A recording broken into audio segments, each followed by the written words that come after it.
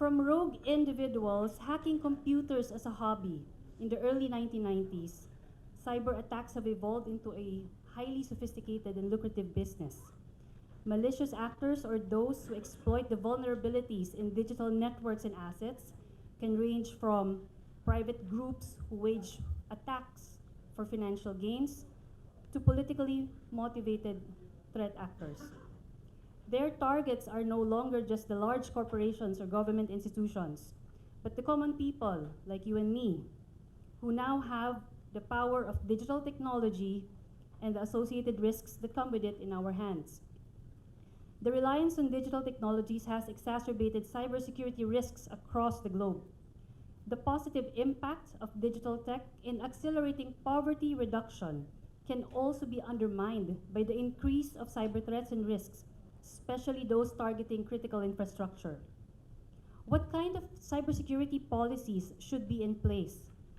How do we protect critical infrastructure and prevent disruption to essential services like electricity, water, and telecommunications? Today, we are going to discuss good practices in cybersecurity. Our topics include achieving a resilient cyberspace in Southeast Asia, critical information infrastructure protection, cybersecurity for smart cities, and cybersecurity in the age of the cloud. Now, each speaker will be given 15 minutes to present, and there will be a Q&A after all the presentations are done.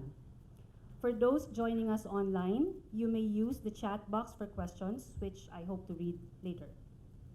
Let's begin.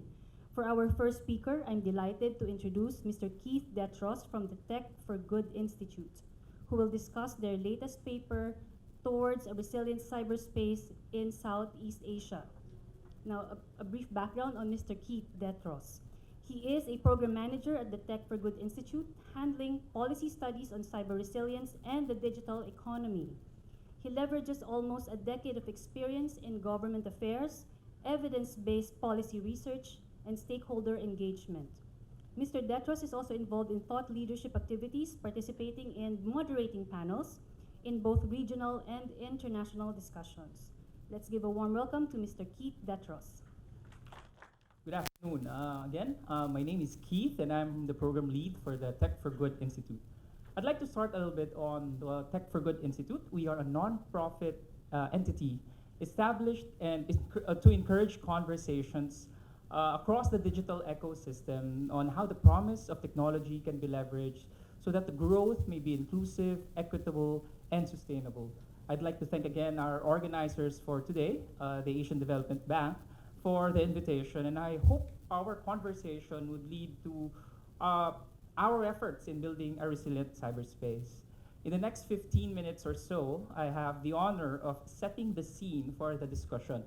I would let the speakers after me discuss different aspects of cybersecurity, but for now, we can delve deeper into what does cyber resiliency means. The hope is that our discussion can become a tool for conversations with our partners, something that we can also use as we think about partnerships with governments, and this is with respect to how we tackle the issues of resiliency in the digital economy. Towards the end, I'll run through some policy recommendations, including a sharing on some of the studies by the Tech for Good Institute. But let's set the stage first. So it is undeniable that Southeast Asia is a region, and we're familiar with this already. Over the last 3 years, digitalization has rapidly changed the way we live, work, and play.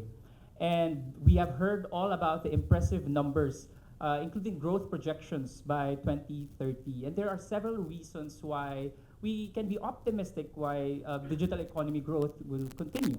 First, Southeast Asia has a young and tech-savvy population. Over the next 15 years, about 250,000 youths will enter the workforce, and they will be our supply of talent. And these are digital natives.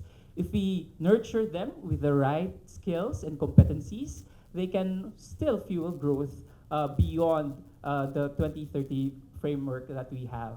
Second, we are increasingly becoming a mobile-first economy. 132% is the mobile penetration rate in Southeast Asia, which is a testament to how many phones we have in our pockets right now. I think I have two phones. Most of us have two phones. And finally, these all has been changing our consumer habits. In the Tech for Good Institute's report platform economy, we found that 1 in 2 of the digital consumers have started using digital